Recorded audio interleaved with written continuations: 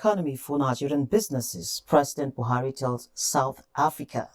Senate approves 2020 to 2022 medium-term expenditure framework as President Buhari presents 2020 budget October 8, plus 12 banks to lose 67.4 billion naira return on 499.17 billion naira loan to deposit ratio cash.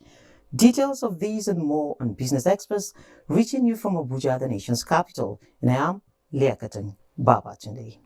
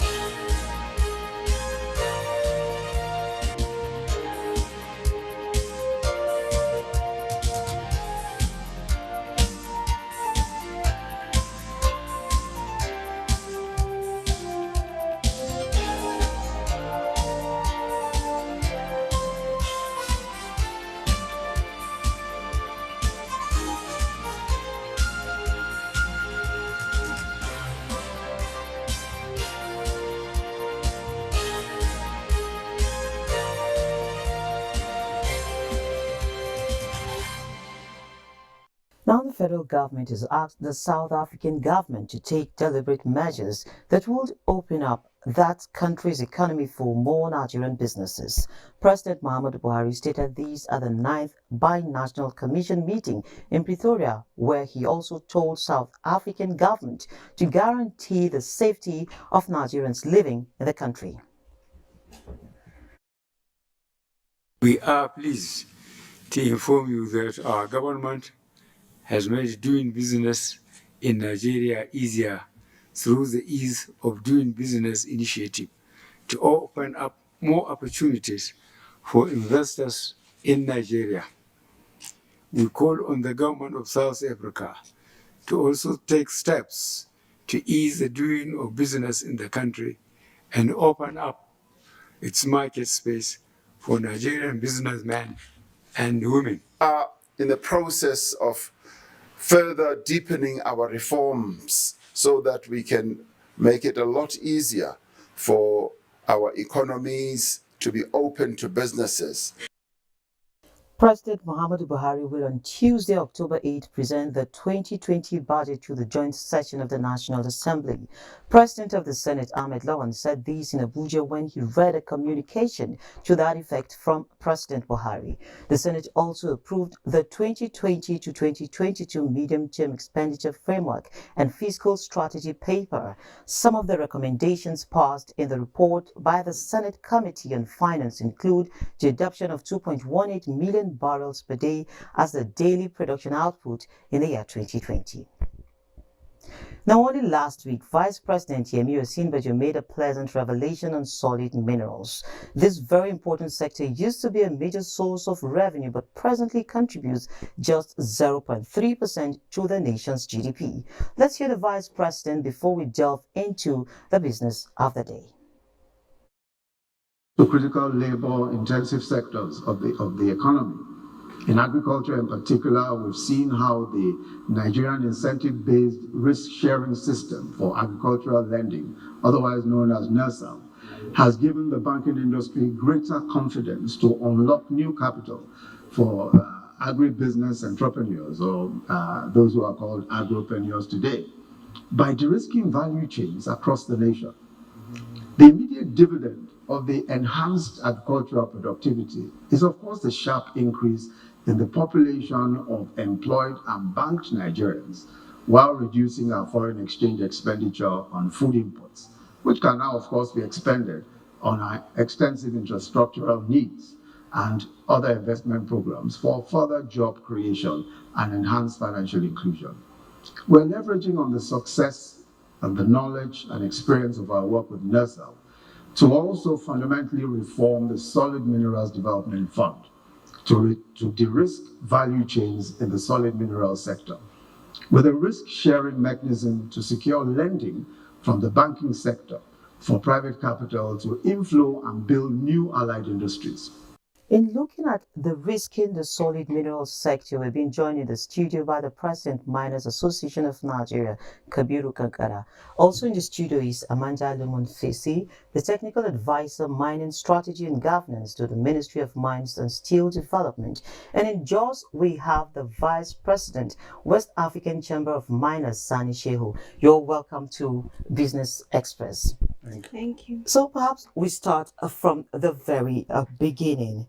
What are the forms of risk to investment in solid minerals?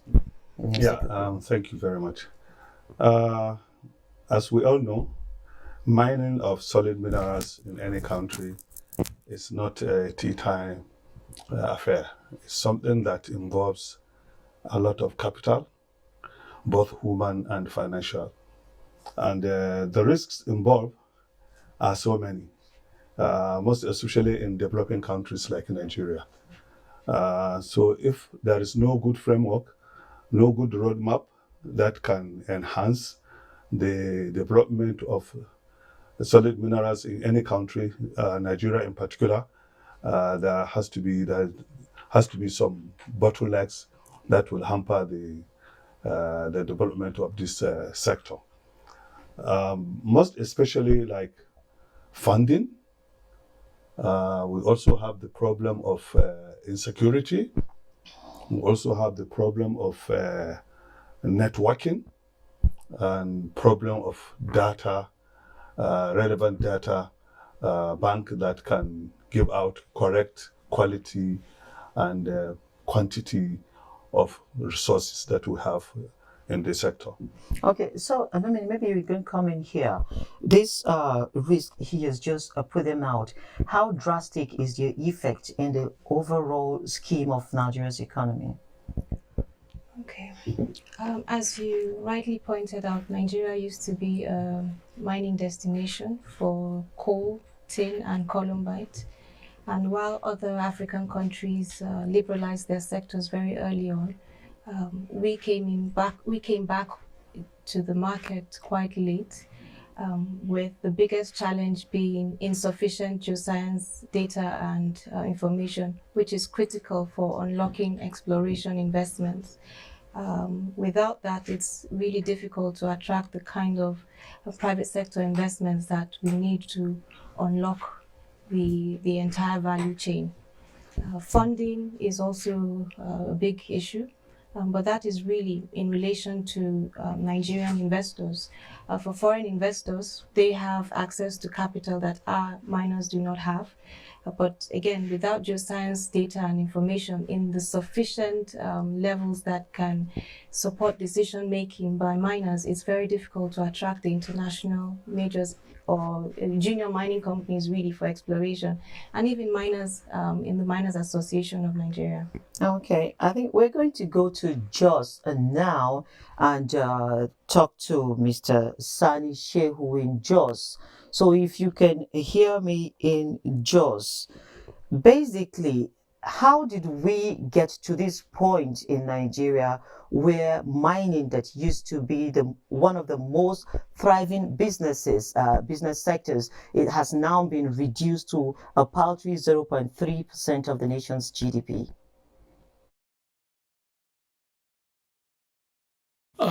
Thank you very much. It's a pleasure to be here. For you to understand or to get this question right, you have to.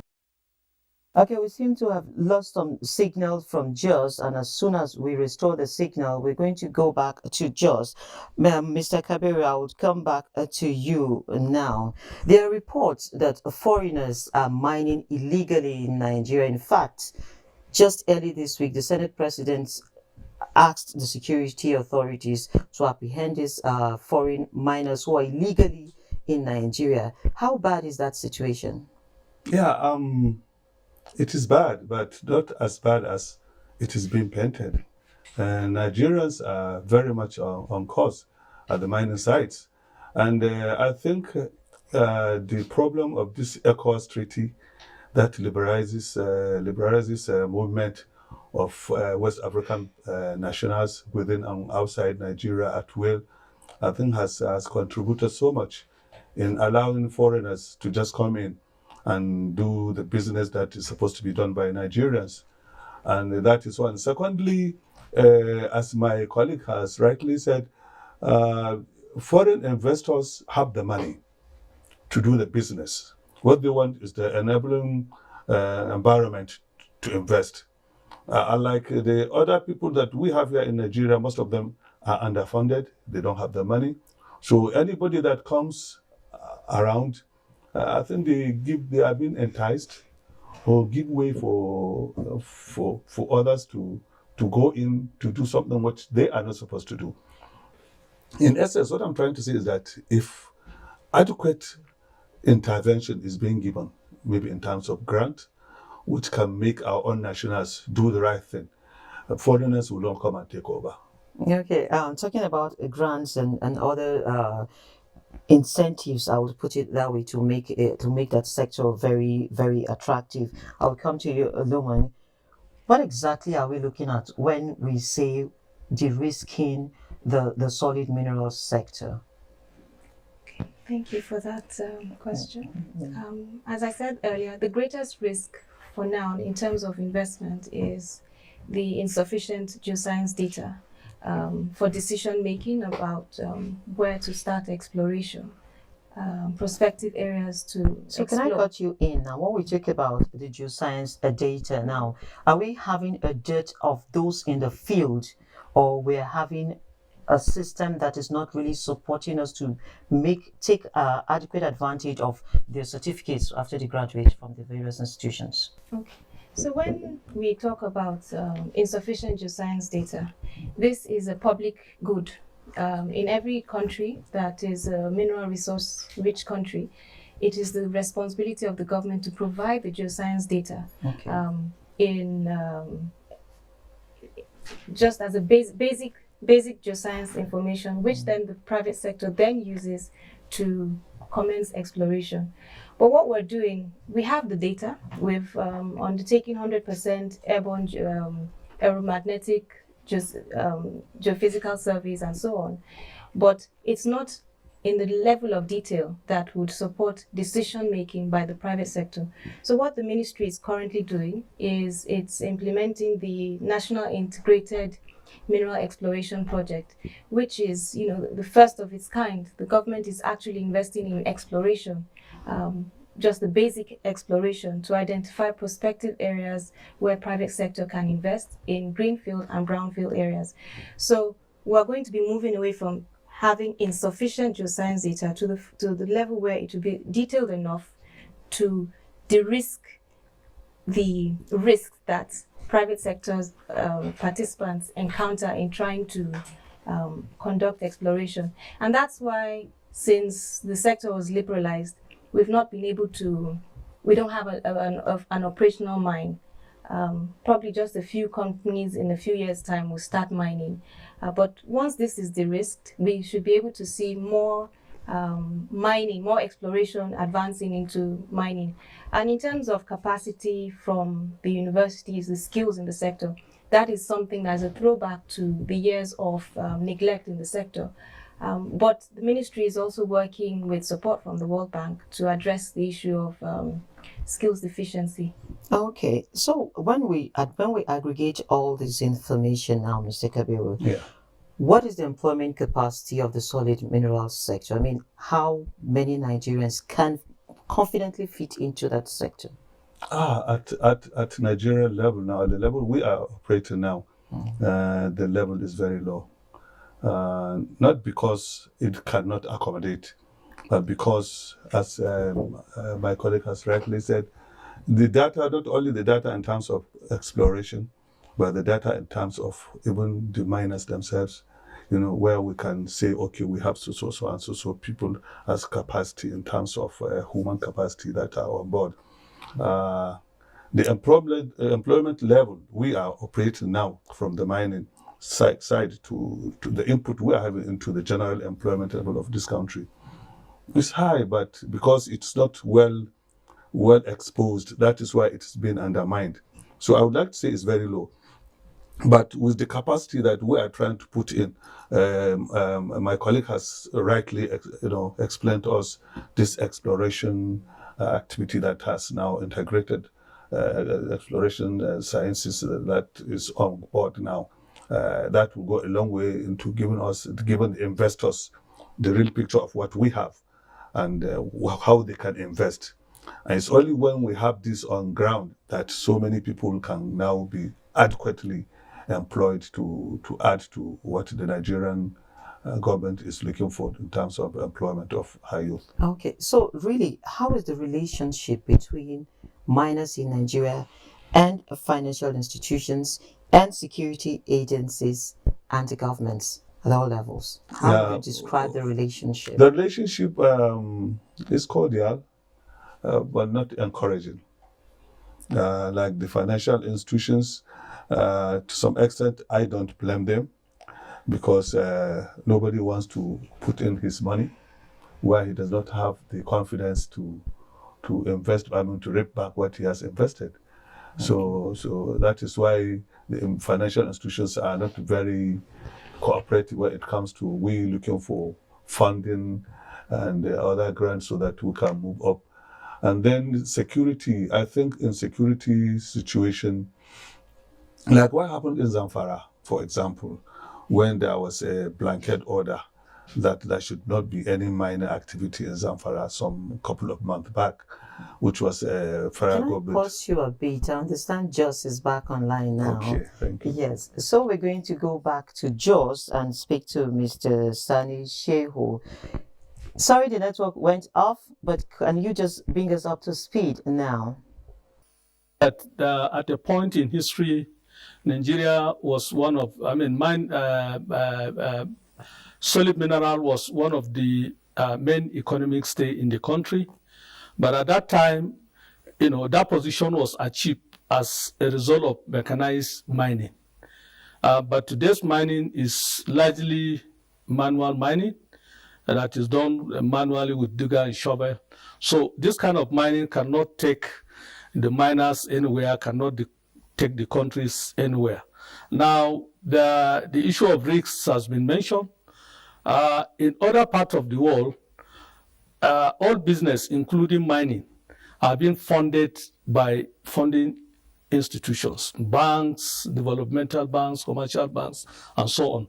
But in Nigeria, because of the risk perception, that funding is not forthcoming. However, there are organizations that are concerned with this predicament and are willing to intervene in terms of risk management.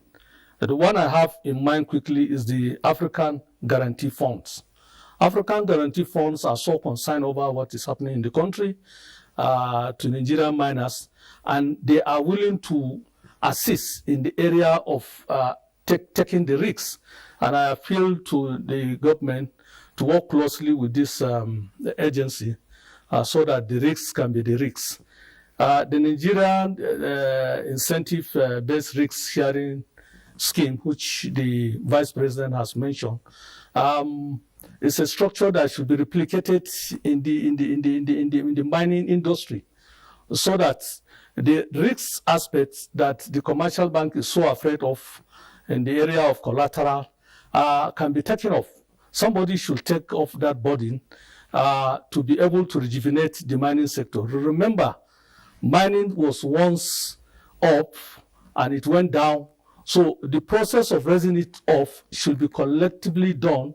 The government should participate, the developmental bank should participate. All stakeholders have to put hand in deck to make on decks to make sure that the sector is rejuvenated. Okay, because our time is fast spent, I'm going to be very brief now. Who takes the responsibility of health as well as ecological risks that come along with mining? If you do mining right, all this concern will have been taken care of. To do mining right, you have to follow a number of stages. After a successful recognizing activities, you need to do exploration. When the result of your exploration is positive, you need to do mine design. Now, under mine design, you will be able to know when to mine, when to finish your mining, when to close the mine, and when to rehabilitate the mining area. Now, attached to this, issue of safe, healthy and environment. If mining is, properly governed by the Mineral and Mining Act, all these concerns are there. Perhaps one of the challenges you have is the low capacity of the regulatory department in the ministry and other regulatory agencies. And I think there is need for us to make an appeal to the government to strengthen this department so that they can perform their statutory function right. Once mining is done right, the environmental challenge, the health challenge, all other challenges will have been taken care of. So let me just take this last question now, and the question goes to everybody. The roadmap for the growth and development of the Nigerian mining industry has a major goal, which is to grow the mining industry's contribution to GDP to over 10% by the year 2026. Now, just in one word, yes or no, do you see this roadmap a feasible one? Sure, yes. Do you see it a feasible one? Definitely. Just do you see it feasible?